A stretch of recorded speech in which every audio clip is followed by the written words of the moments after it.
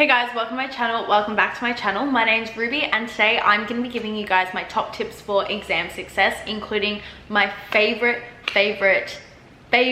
method of revision that I think was key to me doing so well in my end of year exams. If you guys want to see more videos like this one, I will link a playlist down below that has a bunch of uni and VCE, HSC, year 12 vibe videos that will help you guys out and give you guys some more tips. If you guys want more videos like this, please don't forget to like, comment, subscribe, hit the bell notification button so you know when I upload. Honestly, let's just get right into the video. One thing that I found so helpful while revising for specifically my English exam, and something that honestly I think I want to do going into my next year of uni to write more sophisticated pieces, is a vocab bank. I managed to find my one from year 12. So basically on this bad boy, I've written down words that came up a lot in my text responses or argument analysis, like words like opinion, or words like compare or consequence, unethical, yada yada. And I wrote synonyms for these to prevent me from constantly repeating my words, which meant that I had a more sophisticated sounding piece, which is always good. I also had words that added to the sentence, if that makes sense. That didn't make sense. But for example, here we've got the author. So here I've got a list of words. Honestly, it is low-key kind of in alphabetical order. I don't know how I did that. I wish I could tell you. But for example, I've got the author builds. I've got the author clarifies. The author establishes. I've got different words I can use in different scenarios all written down here. I also have a little section for good language. So we've got words like apprehension, instinctual, reminiscent. We just have a whole poster of words. This looks great and all, and you're probably like, what the fuck's the point in this? Basically, what I did with this bad boy is he sat above my desk where I would do my practice exams. I'd be writing my practice exam. One thing that I truly believe in, and you will see this later in the video, is that quality is always better than quantity. So sit down, do part A of an English exam. Let's say 2021 VCE English exam. Open it up, do part A, write it. But don't try to be a hero here. Have your notes next to you. Have this poster in front of you and write a quality piece. This quality piece, go get it marked. Go get feedback on it. Rewrite it if it sucks. The key to exams is not pulling bullshit out of your head. It is actually learning and applying your knowledge. So when you have good words in front of you and good vocabulary that you're consistently using over and over again in different pieces, eventually it's going to become second nature to you and you're going to use it instinctively. If you haven't done this already, do it. And if you're not the type to do practice exams, at the very least, put it behind your toilet door. At the very least. Skip taking your phone in, skip scrolling on TikTok, go make yourself a vocab bank. One thing also to keep in mind with exams that I think is really important to remember is that when you're in an exam, you are nervous, you are stressed. You're probably gonna forget everything before your exam. You're gonna go in and you're gonna be like, I don't remember anything. I don't know anything. I don't know any quotes. That is so normal. That happened to me and I got a really good mark. And before the exam, I was like, I don't remember anything. But the moment you open it, the moment pen touches paper, it will be fine. And secondly, kind of to do with that, I don't really understand science, so don't quote me on this, but adrenaline. I barely finished my English exam when I did a practice exam for it at school. Like my trial exam, I honestly don't even know if I finished it. For my actual exam, dead set, this is a massive flex of mine, but dead set, I finished about 20 minutes early. And I know a lot of people that finished early / had a little bit of time that they could read over the exam. More often than not, that adrenaline will hit you and you are just gonna write. Honestly, if you are sometimes finishing on time, sometimes not, of course, still go to time, but don't, let it get in your head. One way that I stayed motivated while revising effectively was doing parts of exams. It can be so exhausting and so unmotivating to wake up in the morning and say, I'm gonna do a 3-hour English exam. Like waking up and being like, I have to do a whole exam today. That is so yuck. I can't think of anything worse. So what I would do is I would say, okay, today I'm gonna do part A of an English exam. And I'm gonna do the multiple choice section of my bio exam. For example, this broke it up into little parts. It meant that I didn't sit down for a whole 3-hour block every day. It meant that I did like 3 subjects a day in little mini parts. My brain absorbed the feedback I gave myself / my teachers gave me. And honestly, I was able to work to time. I would sit down and I'd say, I'm gonna do part A of my English exam. I would put on my timer for, I think 50 minutes I would put it for, just, you know, on the shorter, I'd do it on the like shorter side rather than the longer side. I would write for that long and I would stop after that 50-minute mark. I did not keep going. If I didn't finish it, I didn't finish it. That was my problem, because if I'm in the exam, I'm not gonna finish the piece. Let's be real.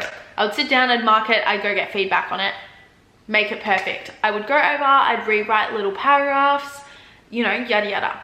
That is what I did for English. Even for legal, I do my short answer, I do my extended response. I rarely ever sat down and said, I'm gonna do part A and B, or parts A, B, and C. You know, like, never. That is psycho behavior. That's really mean, I shouldn't say that, but like, honestly, I just think that it's so much more effective to do little bits in little doses, quality over quantity. So this tip is probably a bit more helpful for units that are kind of practical. There's something like PE, or something like, I never did chemistry, but I assume chemistry, or I found this personally very helpful in bio. You are learning things that you can apply to your everyday life.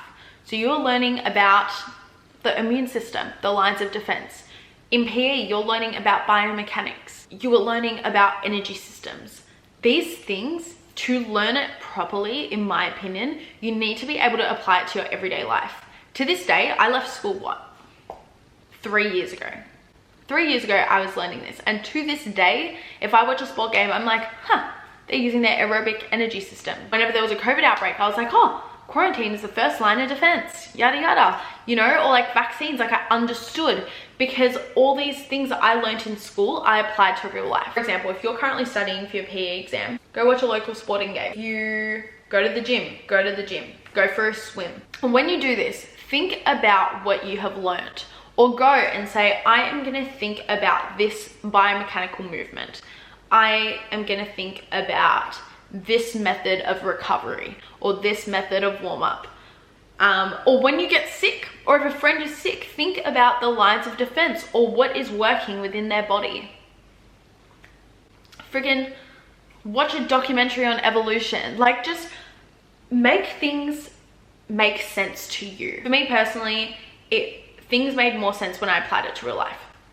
Even legal.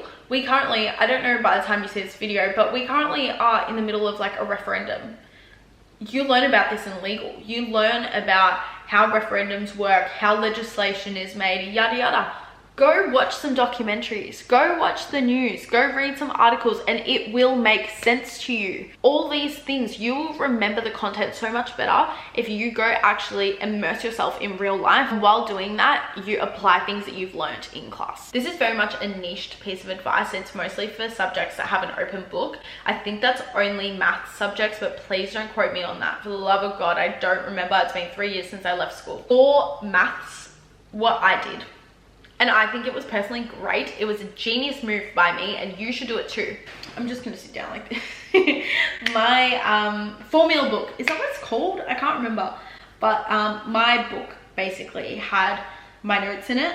It had practice sacks. I like stuck my practice sacks in. I like cut out answers and stuff. But what I also had in there was the VCE answer guides. I don't think this is gonna make sense. Bear with me for a moment. The VCE answer guides for maths from memory tell you how many people answered the question correctly. So for those questions that had a very low mark, I printed them out. I printed out the answer on the VCE website / my teacher's answer / the calculator workings, and I stuck it into my book, because they really like to put questions that people sucked at again and again to see if people have improved, because again, they're testing teachers' knowledge to teach as well, teachers' ability to teach as well. So make sure that you have those little bits that can help you, because suddenly your mark gets better because you can answer questions that other people can't answer. I did this for practice exams as well, practice sacks, everything. That book had everything in it, and it came in so handy because so many things on that exam were in my book, which is what you want with that book. Take advantage of it. To be honest, when I look back at my schooling experience and I think about my marks, the subjects that I revised using this method, the marks were here. They were 40 plus. The subjects that I didn't do that in, they were down here. When I tell you that this method is, it is. And you guys are probably sick of hearing this. You probably should have taken a shot every time I said this, but quality over freaking quantity. The room was too messy to film in, so I moved over to the couch. Everyone's gonna be telling you, do practice exams. Make sure you do as many practice exams as you can. I disagree. Do your practice exams, but doing 5 practice exams perfectly is better than doing 20 practice exams and getting shit marks in every single one of them. And I stand by that. This is what I did in legal, in PE, and in English. I didn't get a 40 in English, but that's beside the point. So what I did was I grabbed the practice exam. I do the practice exam. I do it in parts, or I do it timed or not. It doesn't matter. Just get it done. Do it to the best of your ability. Do it with notes. It's up to you how you do it. Personally, at the start, I did it with notes, open book, and then I slowly went into doing it without my book open. In terms of this, do what's best for you. Then what I would do is I would finish up. I would hop onto the answer guide for this exam, and I would mark my own exam. I personally like to mark myself harshly because I'd rather have more to improve on, if that makes sense. So I really was very harsh on myself. Even my teacher was like, babes, this is a bit much. But what I would do is I would then go to school, or I would email my teacher photos and hey miss, can you please give me some feedback on this practice exam? I would really appreciate it. She would go through, she'd give me some advice, she'd give me some feedback. She'd say, hey, this is probably where you can improve, or maybe you should mention this or use this statistic, yada yada. What I would do is I would take this feedback and my own marking. I would print out the practice exam again, because I like doing things on paper, because your exams are on paper. It just makes sense, right? I would sit there and I would redo the questions that I think I could improve on. So if I got a question and I got 4 out of 4 on it, I wasn't about to redo that question. I know my shit. But if I had a 6-mark question and I got 3 to 4 marks on it, I would redo it. I was like, 1 mark off or nothing. Personally, I like doing it 6 out of 6. I would go through, I would add in the things that she recommended, I would change some words, I would shift my answers, yada yada. Then what I would do is I would mark it again. I would give it back to my teacher. Poor woman, bless her soul. I hope she drank a really big glass of wine once I finished school, because my God, even at the end, honestly, my legal teacher was like to me, she's like, no more. She's like, please, no more, you are gonna be fine. Thank God, I was fine. But I loved that woman. Oh, I miss her. Literally, I would give it to her, get her to mark it, and I would do it again until it was literally perfect. Perfect practice makes perfect. You can do this in any unit, pretty much. You can do this in pretty much any subject. Pretty sure I did this in PE or similar.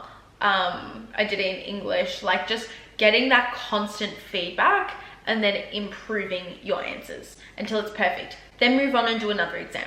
Perfect practice makes perfect, and I stand by that. Thank you so much for watching this video and joining me today. I really, really appreciate it, and I hope that I helped at least one of you somewhere in the world. You guys are absolutely going to smash your exams, and if you do not, it is not the end of the world. There's always a way to make your dreams come true. So it'll be fine. It will all be okay. Just believe in yourself, try your best, and that is all you can do. I love you guys. Thank you so much for watching, and I will see you guys most likely next week. Bye, Illy.